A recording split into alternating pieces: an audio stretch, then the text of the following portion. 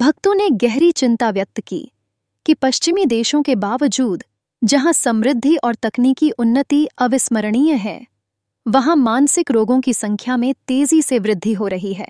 महात्मा ने सरलता से समझाया कि आध्यात्मिकता का आधार वास्तव में भौतिकता से अलग है। यद्यपि अतीत में मानसिक बीमारियां थीं, लेकिन लोगों के पास साधनों और समझ की कमी थी। यह सच है कि तब की प्रार्थनाएं दिल से होती थीं, आज वे केवल शोर में बदल गई हैं। महात्मा ने यह भी बताया कि आज के समय में मनुष्य की आदत बन गई है कि वह हमेशा कुछ न कुछ करें। आज की प्रार्थनाओं में शांति की अनुपस्थिति है और धार्मिक स्थलों पर ध्वनि प्रदूषण चढ़ता जा रहा है। यह मानसिक संतुलन के लिए हानिकारक है। जब हम अतीत की धार्मिकता की बातें करते हैं तो हमें याद आता है कि राम, कृष्ण और शिव के समय में प्रार्थनाएं हृदय से की जाती थीं, जबकि आज यह सिर्फ एक प्रदर्शन बन गया है।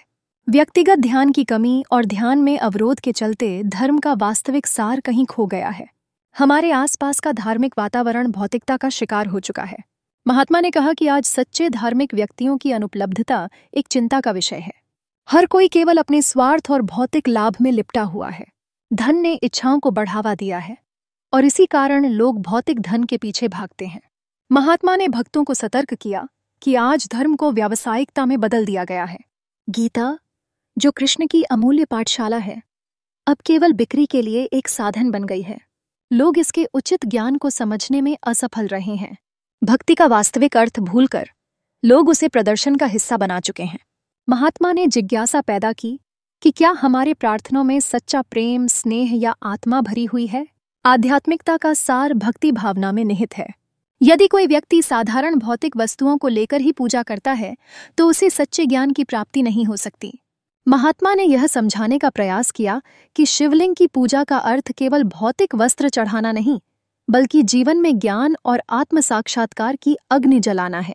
यदि आप जीवन की इस ज्वाला में भौतिक इच्छाओं को जलाते हैं तो ही आत्मा की शांति और मोक्ष की प्राप्ति संभव है। पश्चिमी देशों में मानसिक बीमारियों की बढ़ती तादाद एक आध्यात्मिक दृष्टिकोण, ओम नमः शिवाय। भक्तों के इस सवाल का जवाब देते हुए महात्मा जी ने बड़ी ही गहराई से पश्चिमी देशों में बढ़ रही मानसिक बीमारियों के कारणों पर प्रकाश डाला है। उनके अनुसार इसका मुख्य कारण है आधुनिक जीवन शैली में आई जटिलता और भागदौड़। प्राचीन काल की सरलता और आधुनिक जीवन की जटिलता। महात्मा जी कहते हैं कि प्राचीन काल में जीवन सरल और सीधा था। उस समय शायद मानसिक बीमारियां थीं, लेकिन उनके बारे में लोगों को जानकारी नहीं थी। आज मनुष्य को हर समय कुछ न कुछ करते रहने की आदत हो गई है। यह एक लत बन गई है। प्रार्थनाओं में बदलाव। उन्होंने प्रार्थनाओं में आए बदलाव का भी जिक्र किया। उनके अनुसार प्राचीन काल की प्रार्थनाएं शांत और दिल से होती थीं। आज प्रार्थनाओं में शोर शराबा होता है और वे लाउडस्पीकर पर होती हैं। उनमें आत्मा और प्रेम नहीं रह गया है। धार्मिक स्थलों का व्यवसायीकरण।